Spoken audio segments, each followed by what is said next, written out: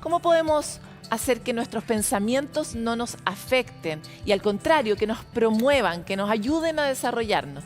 Para hablar sobre esta pregunta tan importante, vamos a hablar hoy día con una persona que queremos tener hace mucho tiempo aquí en Sanamente y es Marian Rojas Estapé, psiquiatra y autora de famosos y bestseller libros como, por ejemplo, Cómo hacer que te pasen cosas buenas y también Encuentra tu persona vitamina. Estas conversaciones de alguna forma uno las tiene muchas veces con los amigos, pero hoy día las vamos a tener con una persona experta. Muchas gracias por estar aquí.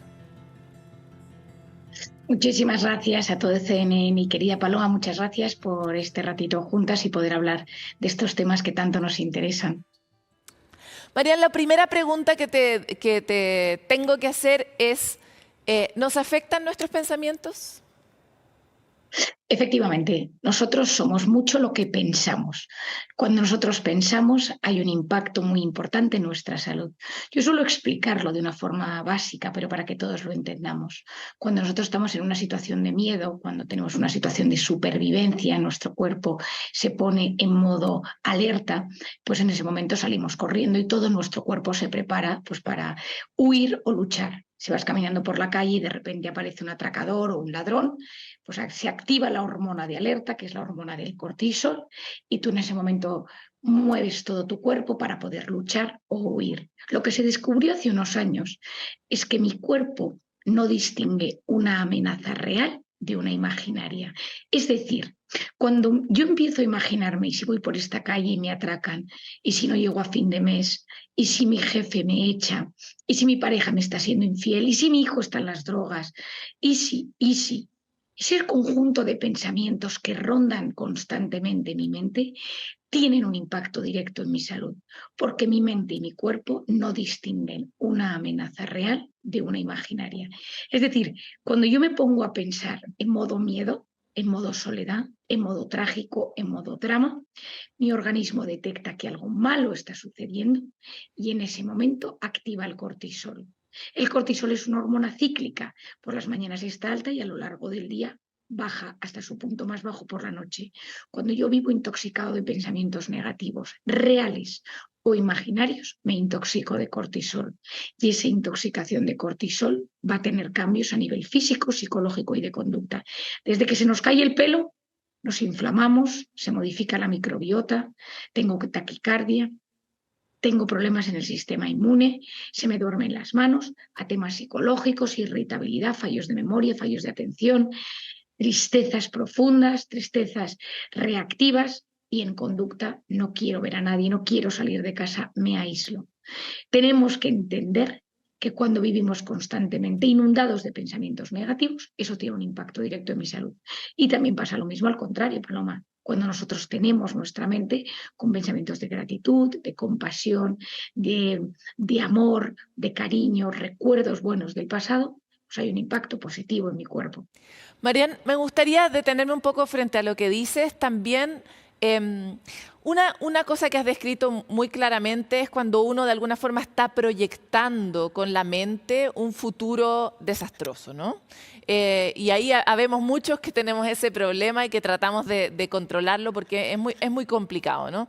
Pero por otro lado, hay una semilla, hay muchos que plantean que de alguna forma la manera en que uno se habla, la manera en que cómo se trata, ¿no? Qué tan compasivos somos con nuestros errores, cómo nos castigamos mentalmente cuando cometemos errores, también influye finalmente en este ecosistema de virtuoso o este ecosistema vicioso. Y ahí el rol, por ejemplo, de cómo los padres o las madres le hablamos a nuestros niños y niñas podría tener un impacto. ¿Nos puedes hablar un poco de eso, de cómo el lenguaje con nosotros mismos nos influye también? Sí, efectivamente. Mira, has sacado un tema que me encanta y me apasiona y es uno de mis campos de estudio y sobre todo de trabajo en terapia con todos mis pacientes. Vamos a ver, hay una cosa que yo denomino la voz interior. La voz interior es cómo me trato. Esa voz interior va ocupando casi el 50% de mi día.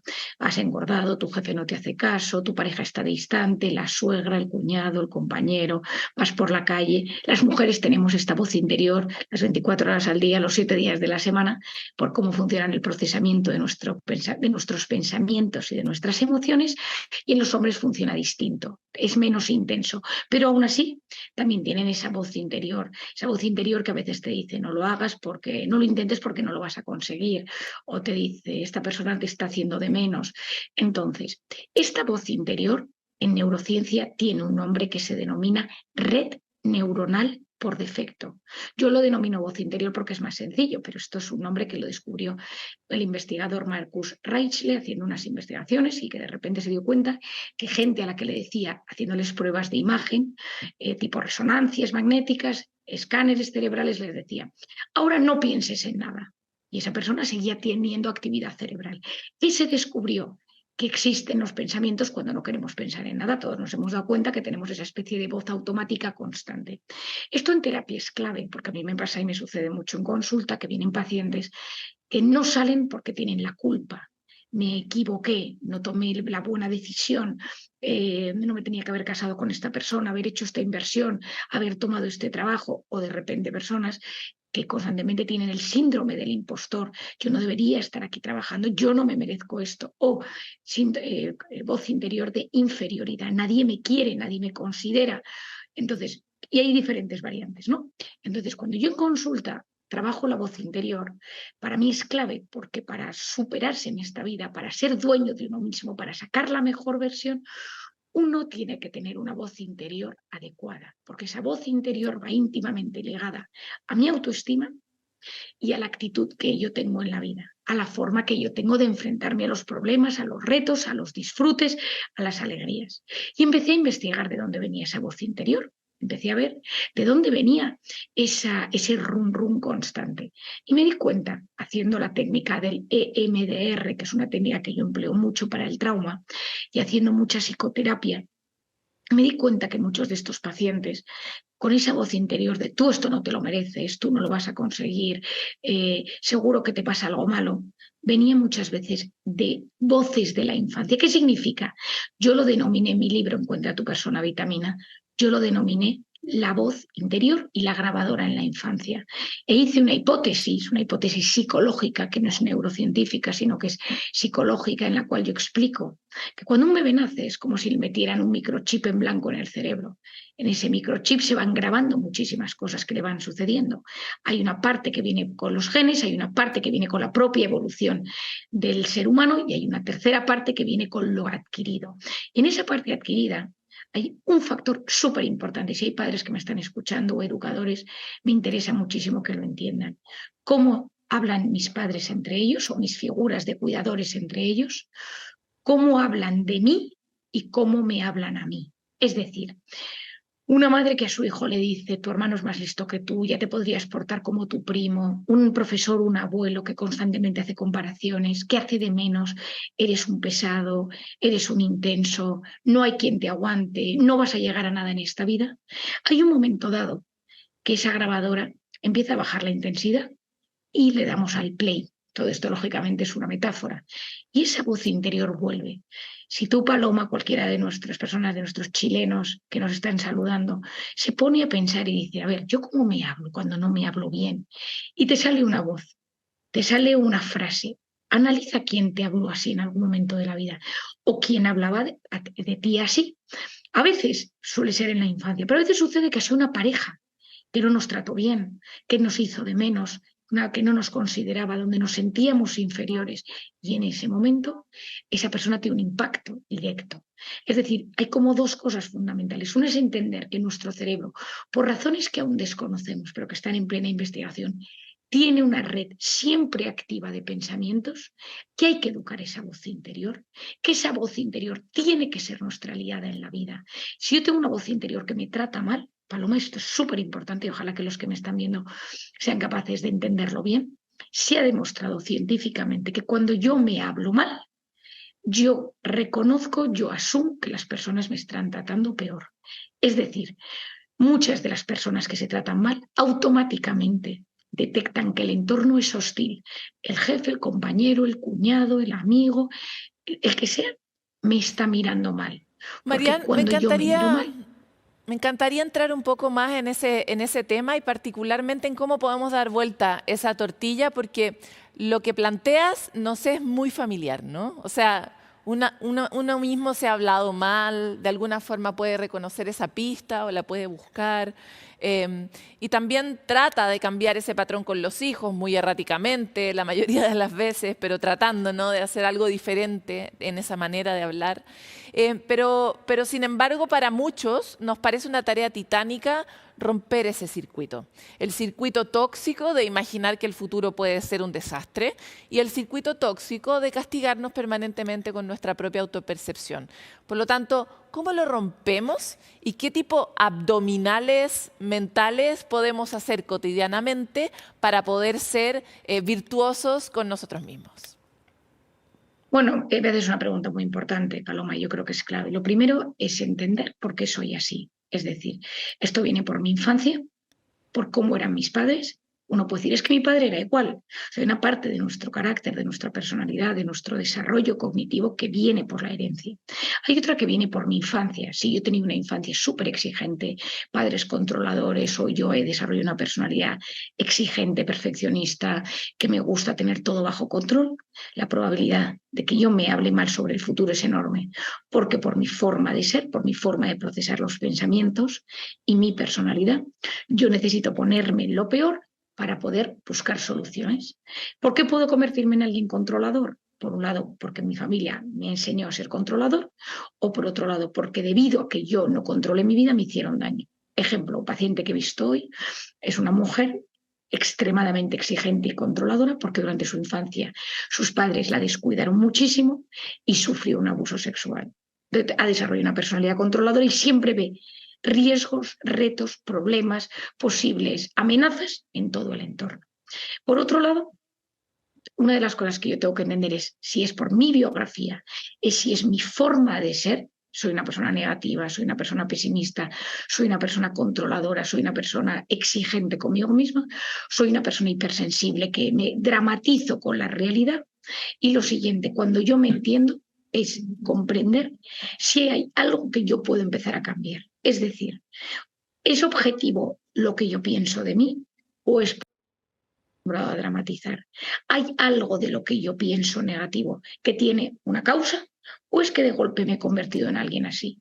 La mayor parte de las veces tiene una explicación y hay que desactivar ese origen. Si es la forma de ser, hay que trabajar la forma de ser. Si el problema es que soy extremadamente exigente, yo tengo que trabajar mi exigencia. Si mi problema es que soy muy controlador, es que yo tengo que empezar a trabajar eso. Si mi problema es que yo he tenido una infancia dolorosa, una juventud complicada, una pareja que me ha tratado mal y se ha desarrollado a lo largo de los años, tengo que sanar eso.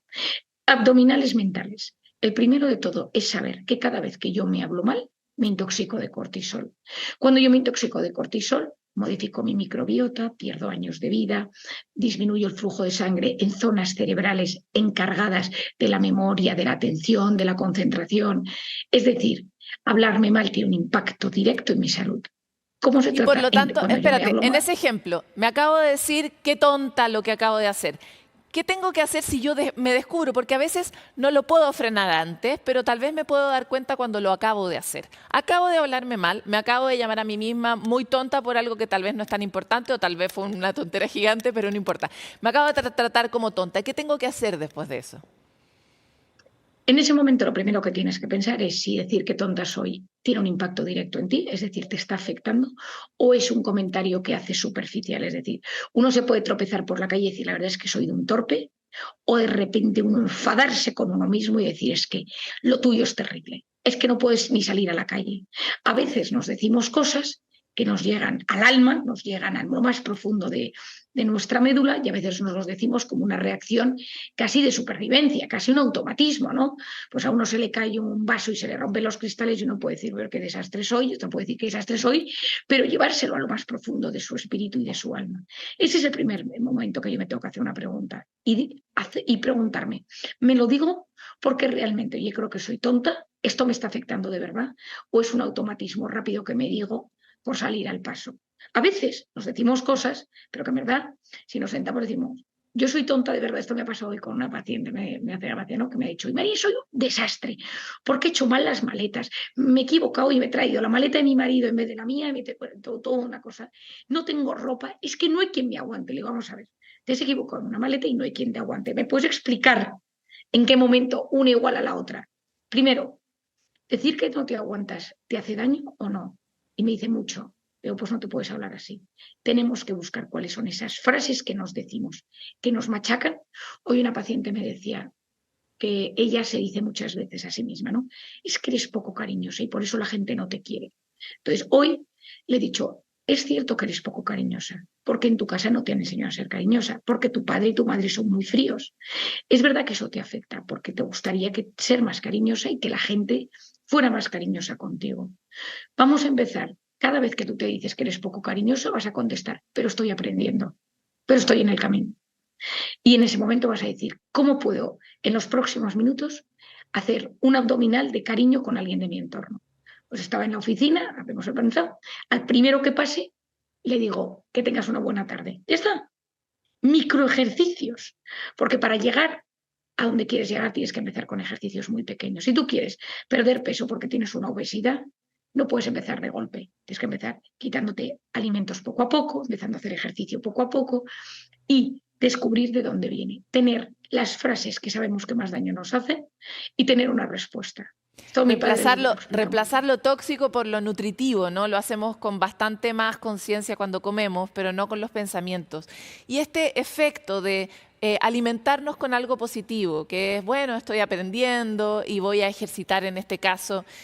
Yo no me quedo por lo cariñosa, me voy por lo intensa. Entonces, me regulo en ese otro sentido. Pero cuando uno ya logra encontrar su abdominal, ¿eso también te hace secretar una sustancia que te beneficia? Como en el caso de la Bueno, hormona del cortisol.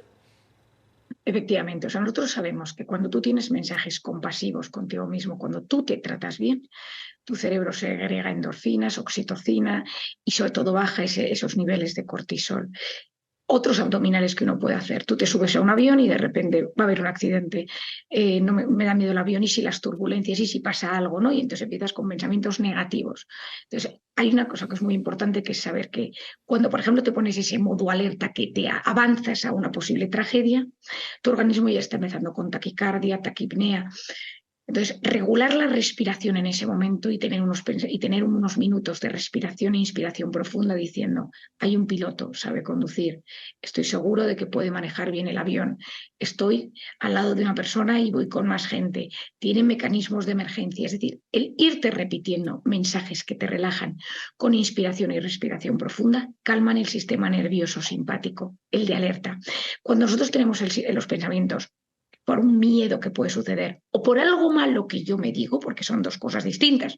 Una es, va a pasar algo malo, no me van a aceptar en el trabajo, mi pareja me puede estar siendo infiel o yo no valgo, no eres suficiente, eres impostora en tu trabajo, etcétera. Eso tiene un impacto en mis células. Cuando yo me empiezo a hablar bien, hay circuitos cerebrales que se modifican.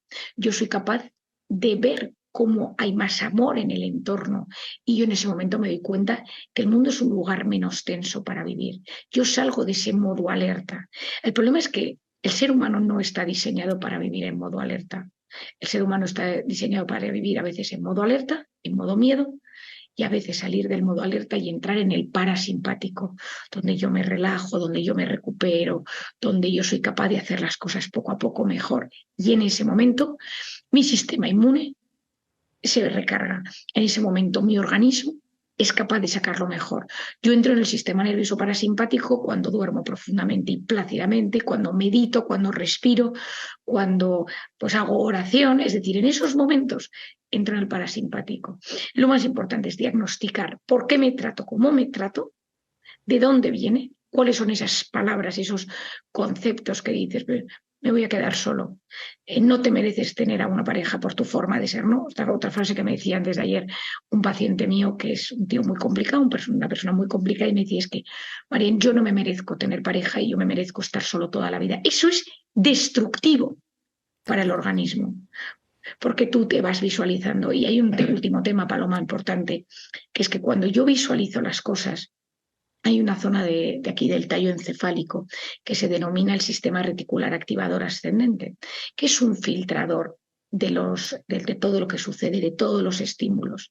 Está muy encargado de los núcleos de la atención.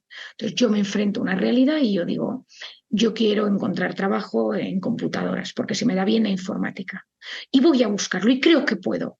Mi cerebro es muy agradecido a que yo le meta ilusiones, a que yo diga que algo puede pasar. Y no Le es que en ese gusta que te momento ilusiones, que te esperances. le encanta y en ese momento hace todo lo posible por buscar oportunidades en tu entorno relacionadas con eso. Yo quiero encontrar un apartamento para alquilar, para rentar. Y entonces, ¿qué me gustaría que tuviera terraza? Y me gustaría que fuera en esta zona. Entonces él empieza a buscar.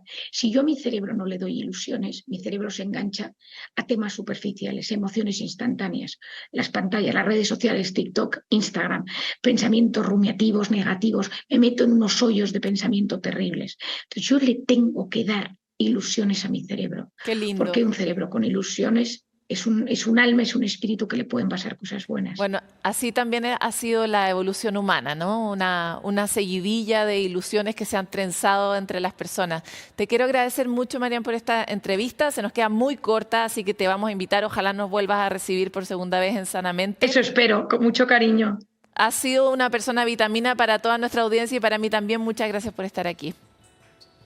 Muchas gracias y espero en el 2024, estoy empezando a organizar un viaje a Chile y así que espero poder conoceros a muchos de vosotros personalmente. Un grandísimo abrazo desde España.